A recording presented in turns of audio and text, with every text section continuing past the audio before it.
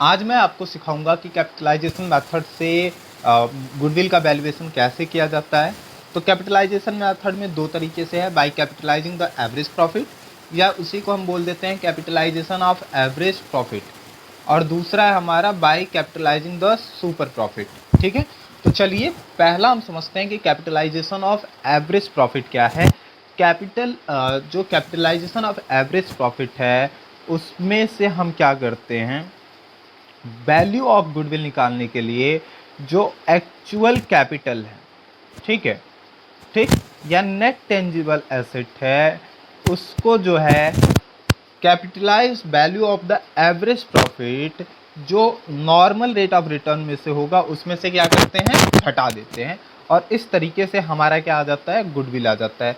तो गुडविल निकालने के लिए हम क्या करते हैं, capitalised value of the form, ठीक है, जो फॉर्म की कैपिटलाइज्ड वैल्यू है उसमें से नेट टेंजिबल एसेट को क्या कर देंगे, माइनस कर देंगे, तो हमें गुडविल मिल जाएगा। तो sir capitalised value of the form कैसे निकाली जाएगी, या capitalised value of the form होती क्या है, ठीक है, ये समझते हैं। ठीक है, चलिए, ठीक, क्लियर है। तो पहला क्या है कि हम इसमें चार चीजें देखते हैं।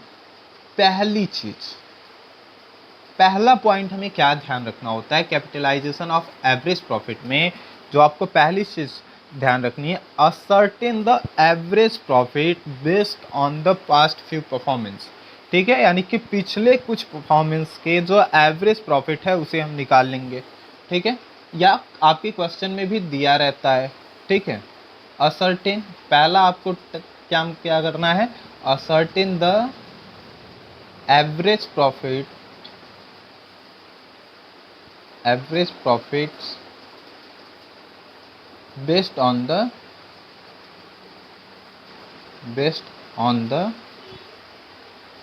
past few years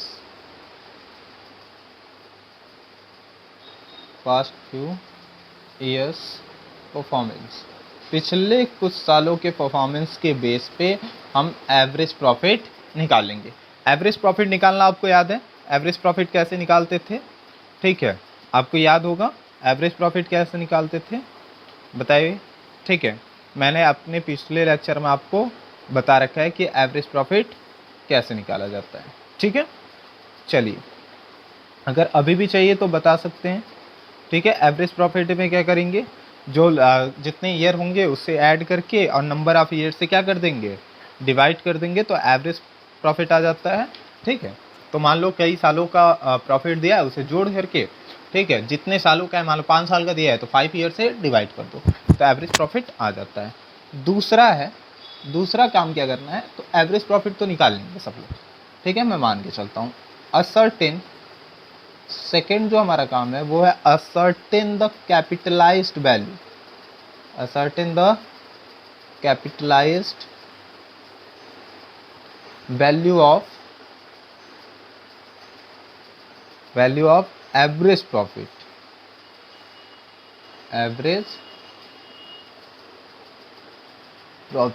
average profit का कैपिटलाइज्ड वैल्यू क्या होगा, ठीक है, या इसी को हम बोल सकते हैं capitalised value of the form on the basis of normal rate of return.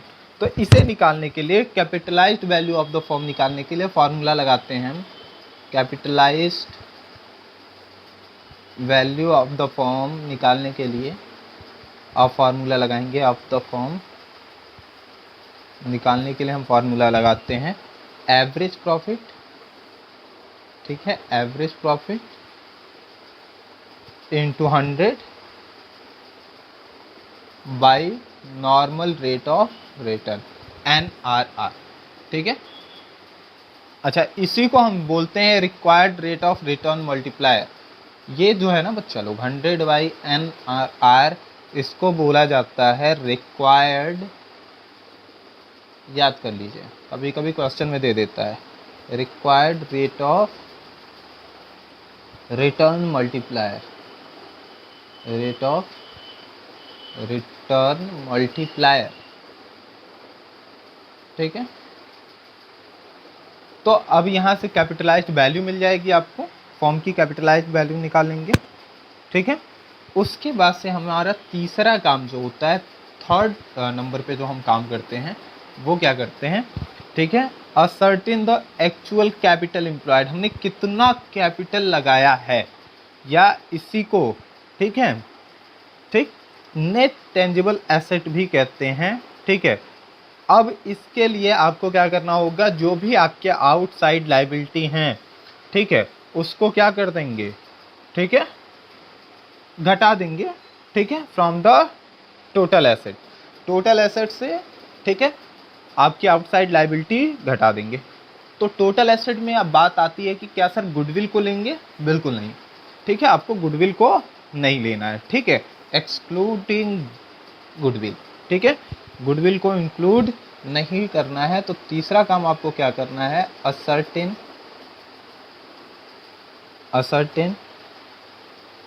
The actual capital employed, actual capital employed, ठीक है, या इसी को नेट टेंजिबल एसेट भी बोलते हैं। तो इसके लिए क्या करेंगे, नेट टेंजिबल एसेट, मान लो इसको हम क्या बोलते हैं, नेट टेंजिबल एसेट, ठीक है, नेट टेंजिबल एसेट। तो ये हो जाएगा हमारा net tangible asset is equal to total asset. अच्छा, टोटल एसेट में आपको गुडविल नहीं लेना है, माइनस आउटसाइड लायबिलिटी,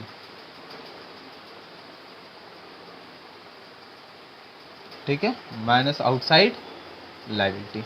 अच्छा, टोटल एसेट में आपको क्या करना है, एक्सक्लूडिंग गुडविल, गुडविल को छोड़ देना है, एक्सक्लूडिंग गुडविल, गुडविल यहाँ पे ऐड नहीं करना है। अगर दिया भी है तो अरे वैसे दिया ही नहीं होगा, क्योंकि आप यहाँ पे गुडविल ही कैलकुलेट कर रहे हो, फिर भी मैंने लिख दिया है कि गुडविल को छोड़ करके करना है, ठीक है। अच्छा, चौथा काम आपको इसमें क्या करना है वो देखते हैं। आई होप सबने नोट कर लिया होगा, नहीं किया है तो ठीक है, आप पीछे जा करके नोट करते हैं। Compute the value of goodwill, चौथा काम हमारा तब क्या होगा, compute the value of goodwill, value of goodwill, goodwill की वैल्यू कंप्यूट करेंगे, ठीक है, compute the value of goodwill, okay. इसके लिए क्या करना होगा, तो गुडविल इज इक्वल टू क्या हो जाएगा, गुडविल इज इक्वल टू, ठीक है, capitalised value of the form, capitalised value of the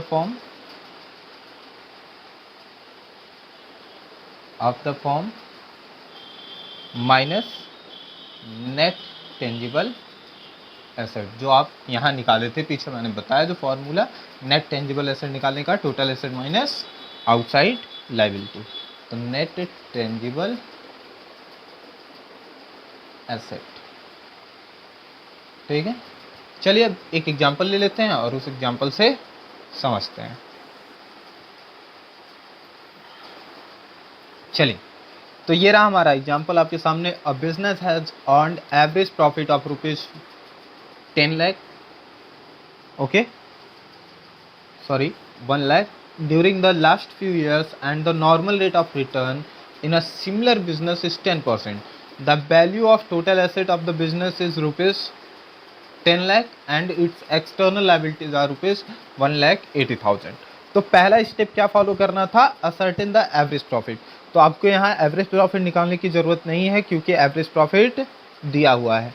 तो अब हम सीधा क्या निकालेंगे, capitalised value of the form, ठीक है। तो capitalised value of the form क्या होगा, ठीक है, CBF, capitalised value of the form, मैं इसको शॉर्ट में लिख लेता हूँ CBF, ठीक है। तो ये होता है एवरेज प्रॉफिट। एवरेज प्रॉफिट कितना है बच्चा लोग, 1 लाख, ठीक है। और देखो नॉर्मल रेट ऑफ रिटर्न कितना दिया है, 10%, कितना दिया है, 10%। तो इंटू क्या हो जाएगा, 10/100, ठीक है, सॉरी इंटू 100/10, ठीक है। अब इस जीरो से ये जीरो मर गया, ठीक है। तो कितना आ गया, 10 लाख, 10 लाख।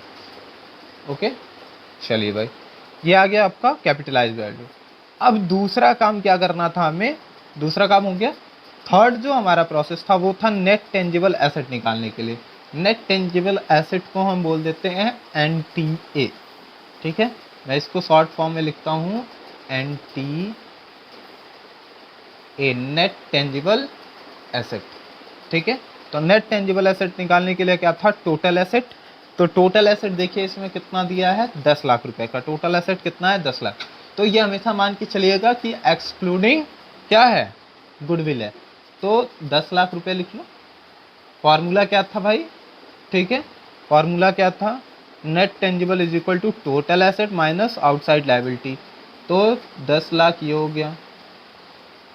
ठीक है, उसके बाद से आउटसाइड लायबिलिटी कितनी दे रखी है बच्चा लोग, 1,80,000। तो माइनस कर लेंगे कितना, 1,80,000। ठीक है, अब इसमें से इसको, ठीक है, घटा देंगे तो ये आ जाएगा आपका 8,20,000। ठीक है, चलिए अब हम क्या निकालेंगे, गुडविल। लास्ट वर्क हमारा क्या है, गुडविल निकालने का। तो गुडविल निकालने का फॉर्मूला क्या था, capitalised value of the form कितनी आई है, capitalised value of the form 10 lakh. कितनी आई, 10 लाख। और जो है NTA कितना आया है हमारा, नेट टेंजिबल एसेट कितना आया है, 8,20,000। तो 8,20,000, तो टोटल कितना आ गया, 1,80,000। ठीक है, तो ये हो गया हमारा, देखिए निकल गया। अब आगे हम बात करेंगे किसकी, कैपिटलाइजेशन ऑफ सुपर प्रॉफिट। किसकी बात करेंगे, कैपिटल। ठीक है, तो अगला हमारा पॉइंट है कैपिटलाइजेशन ऑफ सुपर प्रॉफिट। हम क्या करेंगे, यहाँ पे सीधा सीधा सुपर प्रॉफिट को, ठीक है, क्या करेंगे, कैपिटलाइज कर लेंगे। ठीक है, अब यहाँ पे capitalised value of average profit निकालने की कोई ज़रूरत नहीं होगी। ठीक है, तो इसमें पहला काम क्या करना है, यानी कि सीधा सीधा सुपर प्रॉफिट का कैपिटलाइजेशन वैल्यू। ठीक है, तो हमें पहला काम करना क्या होगा, calculate actual capital employed of the firm. ठीक है, which is equal to asset minus outside liability. तो हमें क्या निकालना है, ठीक है, कैपिटल एम्प्लॉयड। पहला क्या करना है, calculate actual capital employed. Calculate actual capital employed. ठीक है, कि हमने बिजनेस में कितना कैपिटल लगाया है।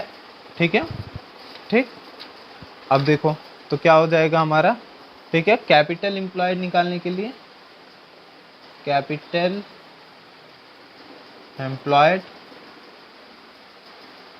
ठीक है, ठीक, is equal to total asset.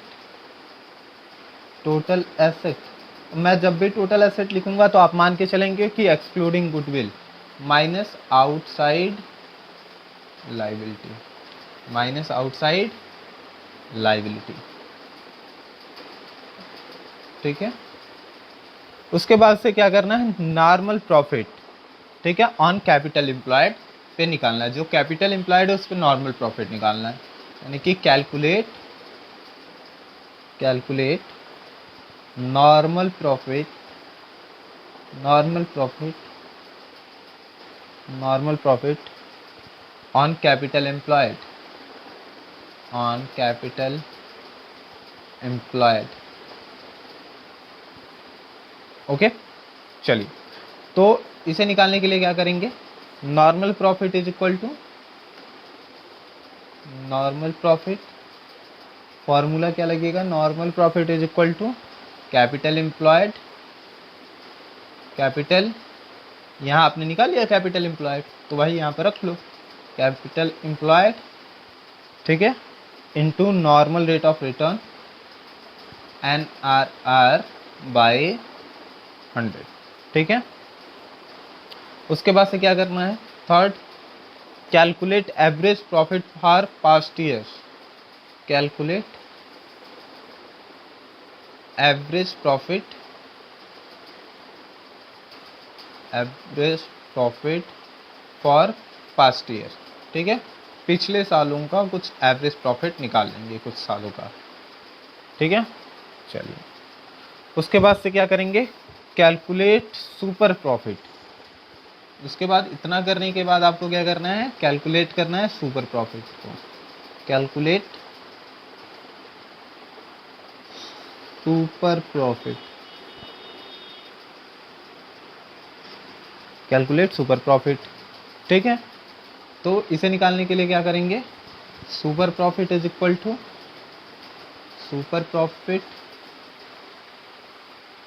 To ठीक है, एक्चुअल प्रॉफिट या एवरेज प्रॉफिट भी कहते हैं, ठीक है, actual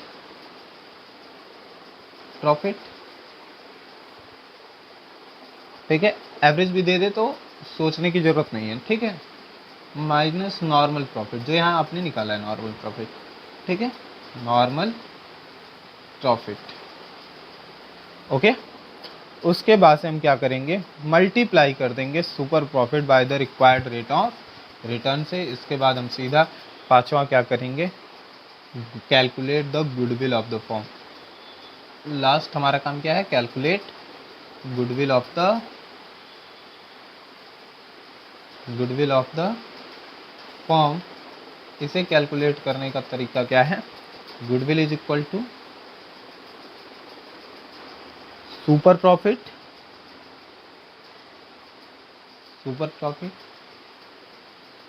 into 100 by normal rate of return, ठीक है। तो ये हो गया हमारा। चलिए इस पे एक एग्जांपल लेते हैं।